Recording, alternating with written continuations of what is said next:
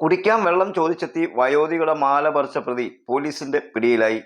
കുടിക്കാൻ വെള്ളം ചോദിച്ചെത്തി വയോധികയുടെ മാല പറിച്ചോടിയ മോഷ്ടാവിനെ Pathanamthitta police arrest ചെയ്തു. പത്തനംതിട്ട ഗവൺമെന്റ് ആശുപത്രിയിൽ നിന്നും PDRCയിലേക്ക് പോകുന്ന വഴിയിൽ കാഞ്ഞിരക്കാട്ട് വീട്ടിൽ ജോണിയുടെ ഭാര്യ ഏലിയാമ്മ 77ന്റെ കഴുത്തിലെ 1 പവൻ സ്വർണ്ണമാലയാണ് മോഷ്ടാവ് കവർന്ന് കടന്നത്. ചൊവ്വാഴ്ച 12 മണിയാണ് സംഭവം ഉണ്ടായത്.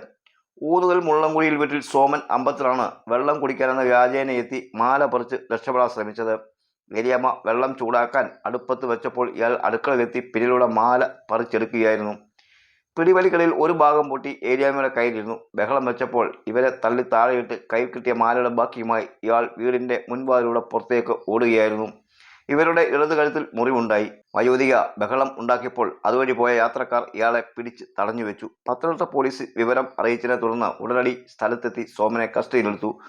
സോമനും ഇയാളുടെ അനുജനും ഏലിയാമ്മയുടെ വീട്ടിൽ മുൻപ് ജോലി ചെയ്ത പരിചയം വീടുമായിട്ടുണ്ടെന്ന് പോലീസിന് അന്വേഷണത്തിൽ വ്യക്തമായി.